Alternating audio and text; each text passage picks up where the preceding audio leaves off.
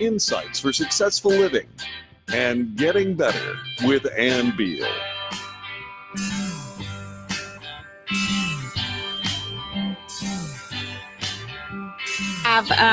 If you've ever felt like your yard doesn't look the way you want it to look, or you can't garden, you don't have a green thumb, any of those kinds of things, I read the most wonderful book that is so simple for anyone by the Green Wizard, Ron Nitzel. And so he is on the show today. He's actually calling in. Are you there, Ron? Not there yet? Okay. He is going to be talking with us about how to make your yard green, how to make your soil wonderful, how to make your garden better than you could ever imagine. So Ron, he actually has learned through 15 years of practice, and I am joined today by Marilyn Dennehy, one of my great friends. She calls herself, I think she's an incredible gardener, but she says no. She says she is an avid gardener. And so why do you say that, Marilyn? Because I've made a lot of mistakes in my gardening, but I'm always looking for new ideas. I mean, this week I was actually online trying to figure out why my echinacea was starting to look bad all of a sudden. So that's what I mean by avid, is that if I'm not out in my garden, I'm usually on the computer, on the internet, trying to find new ways to make things grow. Okay, so I know that Ron, when you read some of his book as well. Yes, I did. You found what the most intriguing when you read it, what you've read so far. So I don't know if you finished it. I don't want to put you on the spot about that. No, I didn't. I actually I didn't start from the beginning of the book and read through. I jumped around, which is, I'm going to go back and read the book from front to back, but I wanted to jump around first. And I was intrigued by some of his ideas for a lawn because Mike and I, we try not to do chemicals on our lawn because we have a lot of wildlife in our yard, and we have bluebird houses up, and we like to feed the birds. And so we try not to do any poisonous chemicals on our lawn. But every spring, our neighbor's yard is beautiful when it comes in, and ours is always very green when it comes in, but it's very green because it has so many weeds. So I went, when I was looking at the book, I went right to the lawn section so that I could get ideas for how to keep those weeds coming from coming in so thick. And he had some very good ideas there. One of the things that I'm trying to think of how he put it in the book is that if you have a weed, it tells you that your soil is lacking something. And if you add that, I think it was clover. He said, if you have clover in your yard, it means that your yard is lacking nitrogen. And so if you put nitrogen on the clover will actually go away, which I actually like the way clover looks. But I thought that was interesting that he said the weeds in your yard will tell you what your yard is lacking. He does say that. Now, I know also you like the whole idea about the leaves and the grass, gathering those things. Yes, I do. And when I had some questions about that, because I always compost everything from my own yard because we don't do we try to do everything organic. I do cheat a little bit sometimes with the fire ants, but not near my vegetable gardens. But as far as everything else is concerned, I try not to use any chemicals around my vegetables when I grow them. And so I was curious when he said that he composts a lot of grass and leaves and that he gets them from other people. I was curious as to, I'm anxious to see if he is a little bit selective about where he gets those. Right, because they could put chemicals on that grass, right? Because he's all organic. So we're having trouble getting Ron on the phone, and she finally got him, so she's going to put him through. That's so great. Wonderful. I see her all happy now. Wonderful. That's Christy, our tech girl.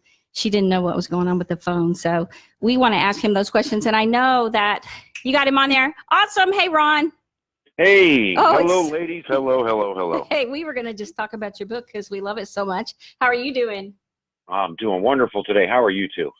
Well, I'm great. Marilyn's great. It was horrible traffic today getting in, but we actually are very excited about your book. Tell us where you're calling from. I'm calling from Cleveland, Ohio. That's where I thought you were. Cleveland. Well, we're in Dallas, and here in Dallas, we don't have the greatest soil, Ron. I was just thinking that when he said Cleveland, Ohio, I was like, he has probably really good soil up there. It's nothing like this stuff that we have in Texas. Yeah, at least over here. That's a big misnomer. That's a big misunderstanding. Oh, so you're saying it's better. You can make it better, right? It's all what you do with your soil. Absolutely. Absolutely. It doesn't matter where you are on the planet. Yes. It's all basically the same, just a different color. Well, and we have a lot of people that want to hear all your tips. And I know that, I know you started out with 500 pages of your book and you condensed it down to 50. I assume you just kept the most important stuff to make it sound easy for people like me. Because I read it and I was just like, I can do this. This is not hard. This is stuff I can go buy and I can do it myself. Right. Well, I had started out simply because it was my neighbors every other weekend. How are you doing this? Why is your garden so much better? Why is your yard coming back? What did you do different? And I decided to sit down and put all the information down. And at 500 pages, I put myself to sleep. And it was like, okay, there's got to be a better way. Let's make this more entertaining. Let's just have a coffee chat and try and work this book out that way and really get to the nitty gritty and just get down to the important stuff. And I think I've delivered that. Oh, I think you have. I really think you have. And because it when I read it, it just is so simple. But it was things that I mean, even if I didn't know, because you mentioned gluten, I'm thinking, what? At least I know what that is. I don't actually know what it looks like if you just go buy gluten, but I've heard of it. Yeah, corn gluten. It's a byproduct for making flour. And you just so go ahead, finish that. But it's a weed killer. And the book, like we're discussing, gives the supporting information. So anybody can read the book and then run right out and check my information and check my details and see the scientists behind it. But what it does is it soaks into your soil. It gets a hold of just seedlings, just the seeds, not a plant, but a seed. Doesn't affect roots, doesn't do anything to it. And it dehydrates it and kills the seeds. So any weed and weed seed you may have in your yard or your garden, this stuff's going to wipe it out. The great thing about this stuff is once it has soaked into your soil, once it has finished doing its thing, it turns back into nitrogen and feeds all of the existing plants that are already there. So you're getting a double whammy for one product. That sounds good for Marilyn's tomatoes. Oh, it's incredible. Yeah, she's smiling. Oh, Ron, I grew up in the Midwest. I grew up on an Iowa farm. Wonderful place. It is. And when I grew tomatoes there, they were amazing. And we've been in Texas. Well, we've been on our land for 32 years. And every year, my goal is to produce beautiful tomatoes. And I usually get maybe 3 or 4 of them. You want beautiful tomatoes instead of beautiful tomato plants. Yes, I get the plants. The plants do great. I just can't get the tomatoes. And I was reading about your composting, and I was telling Ann on the way over here, this was really interesting. Last year I went to the feed store and I bought these beautiful tomato plants, and I thought I had amended the soil a little bit, and I planted them and the plants grew, but they never produced anything. And then, of course, we had a horribly hot, dry summer last summer. But then towards the end of summer, I had these 2 plants coming out of my compost pile, and they were beautiful. And so, of course, by the time they produced, it was time for the first frost. Right. So this year I went out in my compost pile, which is quite tall, and dug out a hole and put in some topsoil and planted my tomato plants right there in my compost pile. So and how are they doing? They're doing great. My husband said, yes, but do they have tomatoes yet? I said, yes, they do. They already have tomatoes. But, here in Texas, the proof is always after we get through July and August, how they're doing. Right. So, but. Well, see, that's what my system does. My system takes any soil, anywhere on the planet, and it gives you the ability to make it abundantly fruitful. because a lot of people forget that a lot of this is farmed land prior to our getting our hands on it. Well, what do they do when they come in and they farm all of it? Well, they take everything out.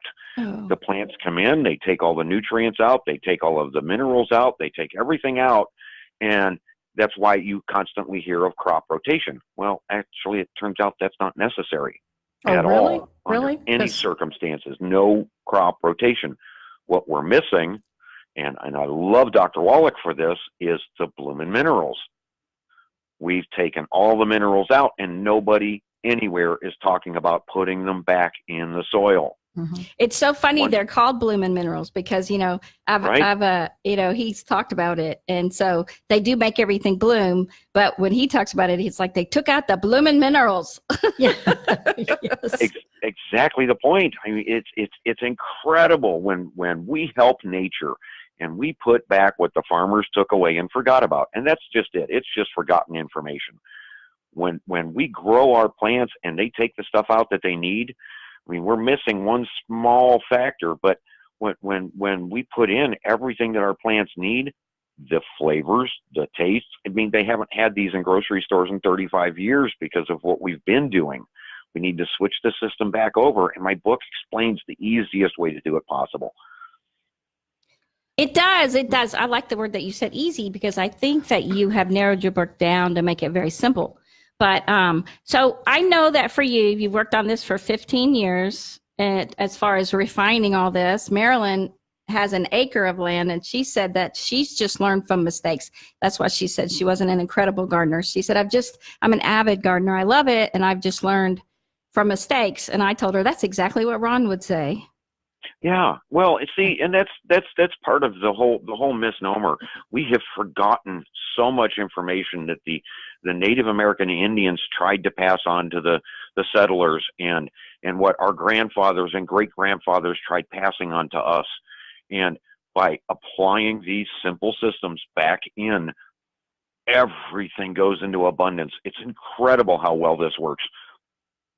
And like you were saying, feed stores. Everybody out there, if you've got feed stores available, mine is Wilson Feed Mills close to me here in Cleveland.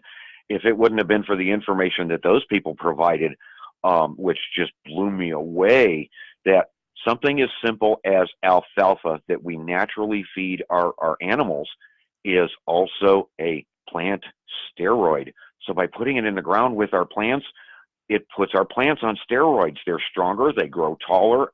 It's incredible what's capable just by getting a little bit of the old information, and I was afraid we were going to lose it, so I made sure it's in this book. All of the old information is right here.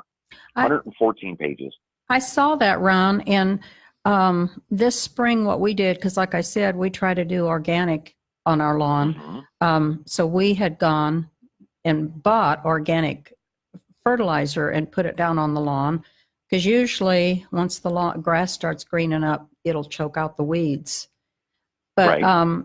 According to what you're saying that if we do the aerating, and we used to aerate and we kind of got away from that. I guess we didn't realize the importance. It's a lot of work to aerate. Yes, it is. But It's just poking holes. We actually have one that we can hook on the back of our mower. Is it time to break? No, not quite. Okay. But we have 1 minute. But I was going to ask you, so are you saying that if you do the aerating and the alfalfa and the corn gluten, that we don't have to use the organic fertilizer as well?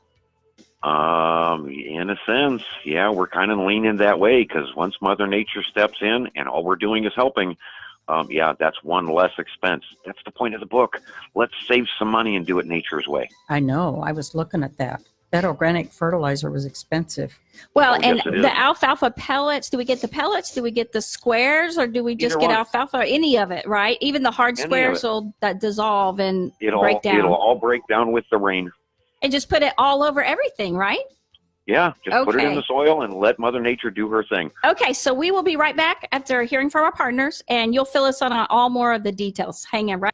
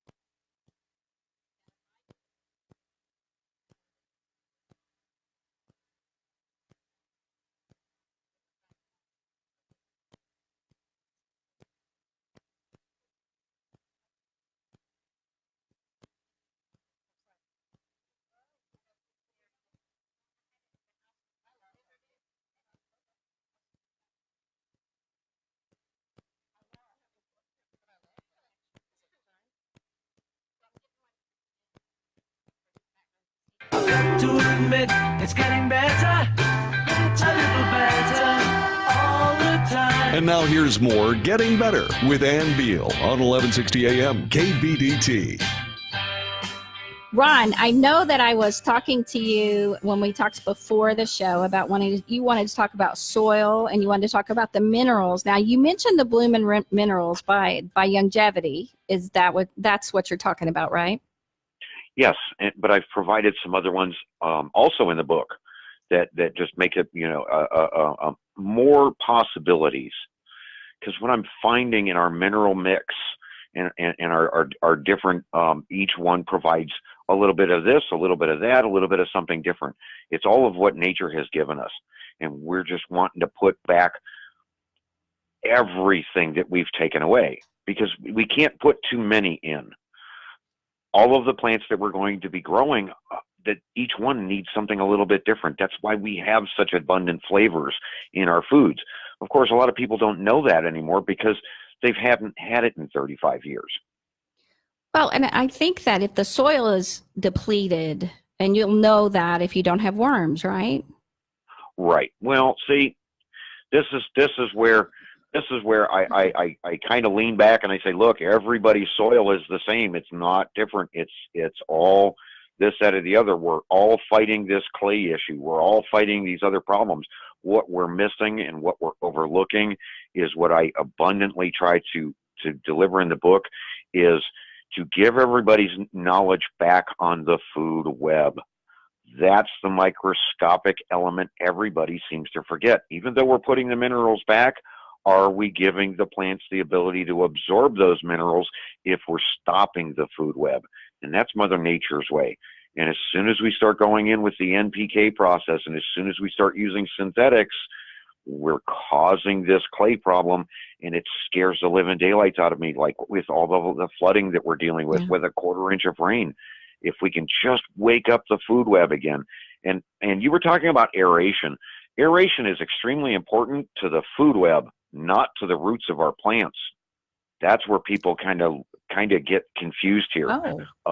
If we can open up the soil and get that little bit of sunlight, that little bit of air, that little bit of moisture in that the food web needs, and sweeten the soil, there's a trick there because the food web is there for sweets. It comes and gets sweets from all of our plants. Believe it or not, that's the exchange system. At the beginning of the food web, it's an exchange system with everything growing. So when they talk about the organic material in your soil and in your topsoil, they're talking about measurements of the food web. What's interesting is this stuff in a tablespoon, they've measured it. It's a mile long, going out looking for the minerals. If we put the mineral right there, how hard is it for the food web to work when it's right there? We've delivered it back to where the plants and the food web are actually thriving. Well, and aerating just means poking holes. You've got that. They've got that tool. You just poke holes in your soil. Right. You could walk around with a pitchfork. Yeah, that's what I was thinking. Yeah, a pitchfork would work. And so you just do it all over your land, right? All over your yard. Right. All over your yard, all over your garden, and then get the minerals in. Let nature take its course. And what I do, and this is available at your feed stores, is a low-grade form of molasses. They call it deer-grade molasses. Oh. And it's a non-processed, all organic, and I just put that in the end of a hose end sprayer, and I go to town. And my yard smells incredible. It smells like gingerbread cookies. And Yes, I love that. My neighbors love it. They're like, oh my God, it's Christmas in spring. Well, yeah, because I'm sweetening the soil and feeding the food web, which in my yard goes down 2-3 feet. Wow, so I've got 2 or 3 feet of topsoil, not dirt and clay. I've got topsoil. If I were to turn a rototiller loose, I would need a 4x4 to get it back out. It would sink that fast. Wow. Do you have a question? Well, yes, because I had seen that in your book. I had seen that in. I keep looking at Ann instead of the microphone. I'm sorry. I had seen that in your book about the molasses, spraying the molasses, and years ago, and they're hard to find now. We had gotten the dried molasses and used it like as an ant to put it on the ant hills. Yeah. But they're hard. The dried molasses are hard to find. But I'm like you. I loved the way it made my yard smell. I mean, it smelled so good when we went out. But just go back to the feed store. They've got it in 1 gallon bottles. 1 gallon bottles. and just, good. But I'm trying to think. I've slept since I read that. Did you say you diluted that? Oh yeah, that's in the end of a hose end sprayer. Oh, okay. You can get anywhere, and just put it down and let Mother Nature run. Really? I'm going to go to the food store and find some of that because I love the way it smells. Our yard is going to look great. And we want our yard not to just be beautiful green, which a lot of yard people make it. We want it to actually be healthy. Right. And that's what I want you to talk about when we come back, because there's just such a big difference. So, don't you agree? Oh, absolutely. It makes a tremendous difference. I mean, your yard becomes bug-free. The healthier it is, the fewer bugs you have. Okay, great. If you're walking through your yard and you've got bugs, you've got a problem. Okay. Hear that, guys?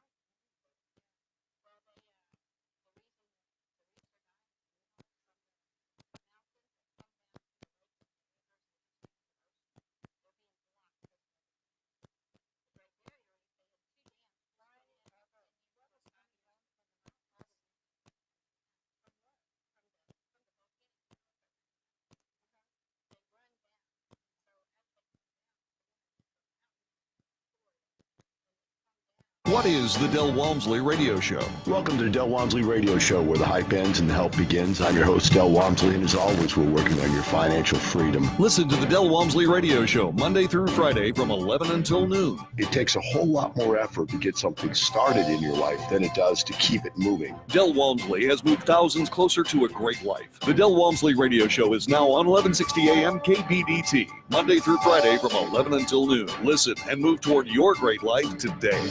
I've got to admit, it's getting better, a little better, all the time. If you'd like to get better, call Ann right now. 214-810-8255. 214-810-TALK. Now more with Ann Beal on 1160 AM KBDT.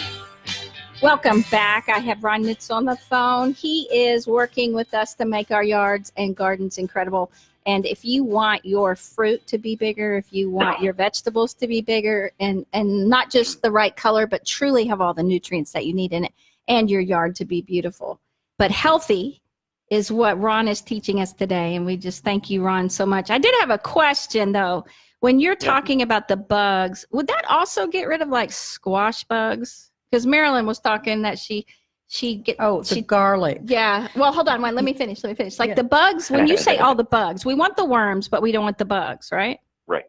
So Right. is that possible to keep out squash bugs that way by just putting all the minerals in the soil? As you bring up the health of the plants naturally have a defense towards all bugs. The reason we have the bugs is because the defenses are no longer there. We've got to get the minerals back into these plants so that they can do what they do. So as they're healthier, the squash is healthier, the bugs won't come. They won't hurt it. They won't. That's correct. Oh, it's an unhealthy plant that the bugs get. Okay. Right. That's Mother Nature's way.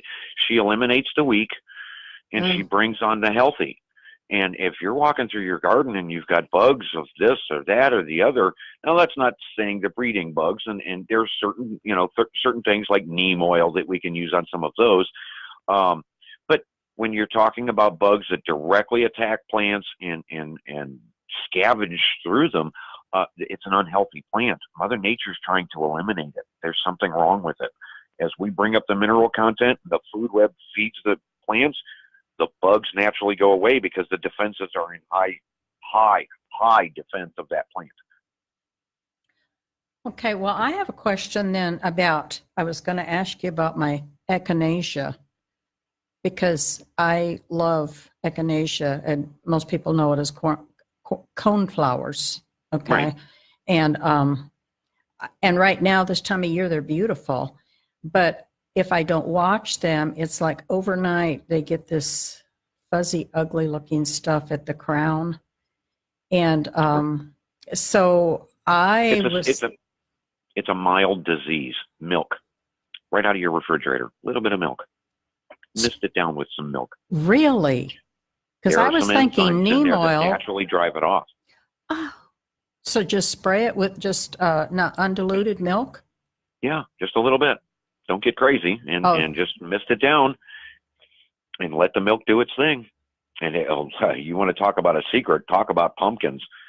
You know that white moss mold that kicks in on pumpkins and wipes out a pumpkin plant? I do. I know it very well. Milk is the solution. Milk. Oh my gosh. Okay, so let me mention your book real quick, The Green Wizard's Guide by Ron Neitzel. So can you spell your last name so people... Neitzel. Okay, I think I put it right half the time. And it's I was like, is it I? Is it E? It's so hey, you have it right. The book is beautiful. Right, but it's German, so it's pronounced Neitzel, not Neitzel. Neitzel. But either way, it works.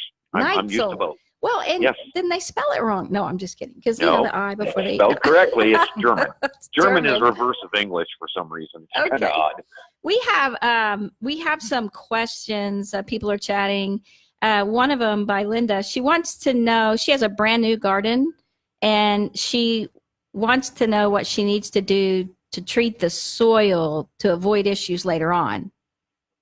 The more minerals that you can get in there, and the little bit of sweetener that you can get in there, obviously we need to have a measurement of organic matter that's going to bring the worms in and process everything, because the plants themselves are not going to process like when we're putting in the alfalfa and some of these other the minerals and what have you. They break them down, and that's where we get our worm castings from. But as we bring all of this to life, everybody please remember, the worms only come because they can smell, believe it or not, they can smell the food web going into full bore production. As it produces more worms come in. So the more stuff that we can put into that soil as we mix it, and that's why a lot of people compost and gather leaves and gather grass and mix it all in, is this is all a process. We're feeding the food web. We're at the top of the food chain. Well, it turns out the microscopic level, the food web level, is the beginning of the chain. If we take care of it, it'll take care of us. Well, so Ron, do you compost everything that you pull? Now, let me give you an example. That I pull? Yeah. No, wait a minute. I don't disturb my food web. Everything that grows in the ground is part of the organic matter. When I harvest at the end of the year, I clip my tomatoes off and leave the roots in the ground. I don't disturb them because that helps the food web. Really? There are millions of different microscopic organisms in a tablespoon. Can you imagine what's actually in your garden? And the ones you want for your tomatoes should be planted next to your old tomato roots so that when the roots come in contact with it, they've got some place to travel. They've got some place to go. And the organic matter, the microscopic food web is going to be right there, jump right on the new plants and expand everything. Okay, so there's another gardening mistake. That's why I told Ann I'm not a master gardener. I'm an avid gardener because I'm always making mistakes and looking for new solutions. Cool. So you're saying don't ever pull anything. And let me give you an example. I have all these beautiful evening primrose, and I absolutely love them. I've never planted any of them. They just crop up everywhere on our land, and I let them grow because they're so pretty. But they go from being beautiful to being very ugly, like in a 2-week period. And so when they start looking ugly, I start...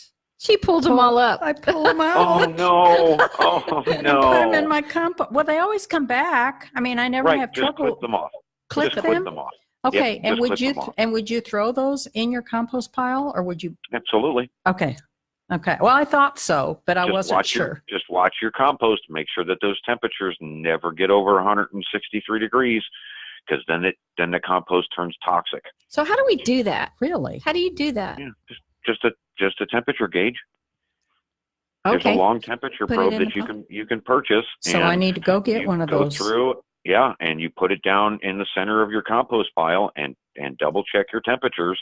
And when the temperature starts to rise and it starts to get up near that 158 to 163, just crack it open, move it apart, take about a third, flip it over, hose it down to cool it all back off, and put it all back together and let it be again. Okay. And you said 163 degrees? Anything over 163, you're asking for a new microorganism to come in and turn that pile toxic. Okay. Wow. So if you ever see a white, almost ashy mix throughout your compost pile, it's no longer any good. I've seen Throw that. it all out. Yeah, I've it's seen bad. that. It's toxic. Okay. So I see It that. got So too hot. we have oak trees everywhere where we are by the lake now. So different than our ranch, and there's so many leaves, and we just blow them into a fencing area, and then they just compost. But Right. Compost naturally. But is that too alkaline if you just use that with the soil? You have to add. If you keep mixing it, if you keep turning it, it will never become too acidic. It'll rinse off with rain. Oh, That's okay. And a lot of that will soak away. You got to remember, Mother Nature and her wisdom in the forests doesn't have anybody doing any composting. Do we really need to concentrate on that when nature herself is doing it naturally? We just need to pay attention a little bit. Okay. Well, it's interesting because I just mulch those down with the mulching mower on the land. Yep. That's what I do. And the yard is beautiful, but we have so many leaves. There's so many, I don't want to suffocate the lawn, but so it's interesting how beautiful it looks compared to some of the yards around me. Most people, they have their lawn guys come and they bag them up and they take them away in plastic bags or whatever bags, even if they're organic bags, but they take them all away. And And so they're throwing away all the minerals. that's what I thought. Every color leaf is a different mineral. And you're throwing all of those away in a trash bag. Please put it back in your compost pile. Mix it into your garden. Help yourself out. And when I say mix, I mean hand turn it, because you really don't want to disturb the organic matter. Hand turn stuff into your soil and cover your gardens. Please, everybody understand, the more soil that is showing, the less food web you have. You've got to get cover over top of it. What do you Put a mean? blanket over it. Even if you grow clover in your garden to protect the soil, you've got to put armor over the soil. Don't let it show. So you It's put got like to be covered by something. That's you why mean they put, plants. No. Cover it by. you don't mean plants. You mean like a I would absolutely. You could use plants. Oh, okay. So you can Absolutely. just put a ground cover, you mean? Right, exactly. Go ahead and plant your garden, and then come right in behind that and lay your mulched leaves out. And don't, I mean, you've got to keep them turned a little bit. see. Don't Okay. misunderstand. You could even take regular leaves. It wouldn't matter. You don't want them to compact. That's the issue. That's why mulching is better, because you want to let air in, you want to let rain in, and you want it to trap itself in the soil. You want one way, not the other. You know, these gardeners go out and they get this gardening fabric and they put it down, and all they're doing is starving everything out because they're not allowing things into the soil. So you don't You've want to got do that. I got Right, you. you want to let Mother Nature do her thing, and it's incredible what she will reward you with. As that food web expands, the clay goes away, the soil goes deeper, your water retention, you'll stop watering. You won't need to water your gardens anymore. People lose, they get lost in this, and it's like, yes, Mother Nature gives you enough, and the food web will go out and get water and bring it back to the plants and feed the plant if it's lacking. The more you open things up to nature, it's incredible what she'll deliver to us. I mean, that's what, so like cool. you were saying, Marilyn, that you had 3 plants and just a couple of tomatoes. My average is anywhere on 3 plants. I read from that, 500 Ron. to 600 pounds of tomatoes. I read that, and I was afraid you would bring that up and make me feel bad. I'm sorry. Yeah. And I had that when we lived in Iowa. But, and of course, when I lived in Iowa, I grew up on a farm, so I would always go to my dad's farm and get fertilizer too, but instead of going to the store and buying it. But she would come to our ranch and get all the compost. Yeah, before Ann and Jim moved, I used to, and my dear husband came with me. We came and cleaned out her stalls so that we could have that good organic our horse matter. stalls, yeah, or whatever. She took whatever she could get. We had Did you happen to notice in the book where I had brought up the wand test for your yard and your soil? I have to admit, I just saw your book for the first time this week, and I ordered it. I told her about it. She ordered the Kindle edition, and so I knew I wouldn't have time to read the whole thing, and so I've been kind of flipping through it, and actually I was kind of trying to pinpoint the areas where I'm having problems. So. And the wand test is where you see if you have worms, right? No, the wand test is actually, you see how deep your actual topsoil that's right. is. How deep your topsoil is. Oh, yes, that's the soft part. When it hits hard, that's not topsoil anymore. Then your screwdriver stops dropping. Using because a that's screwdriver. what we're talking about. We're not talking about going out and buying a magic wand from Hogwarts or anything along those lines. That's not what I mean. We're just taking a screwdriver out into our garden or out into the middle of our yard and trying to penetrate down into the soil. And how far should it go when it's still soft? It should go all the way down to the handle. You want it to go all the way down. More.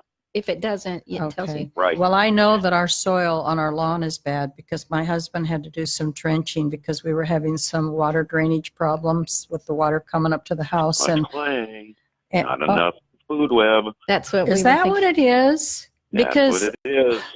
We've synthetically coated the food web, and I won't track off into this too far, but we have synthetically, using the NPK process and all of these store-bought fertilizers instead of going to Dr. Wallach for the blooming minerals and what have you, and we have coated the food web and basically slowed it down to the point where it is now recordedly 90% of the greenhouse gases that we're talking about heating up the planet, because the food web's dying all over the planet.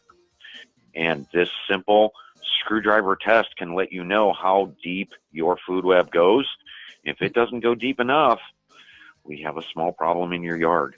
And Well, I know you're not supposed to bag your grass clippings when you mow, right? Now, hold on, Ron. Oh, no. Ron, before you get off of that, I do want to tell people, if you want to know where the blooming minerals are, you can order them at Doc Shop, DOCSHOP, docshop.longevity.com.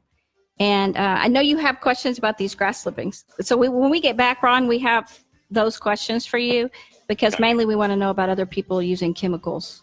Okay, so stay right here. Okay.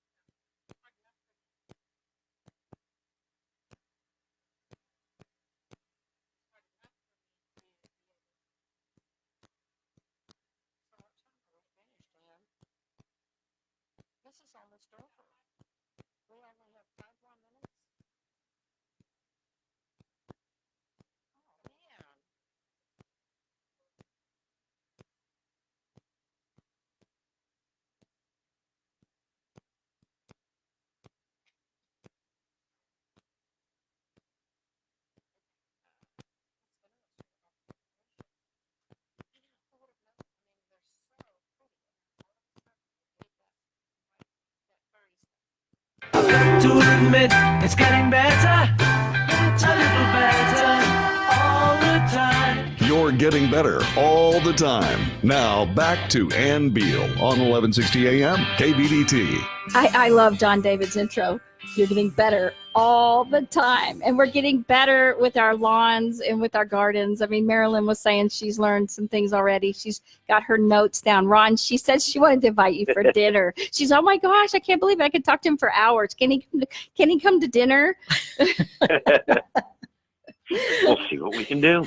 But you'd have to bring your own fresh tomatoes. The 600 or 300 tomatoes.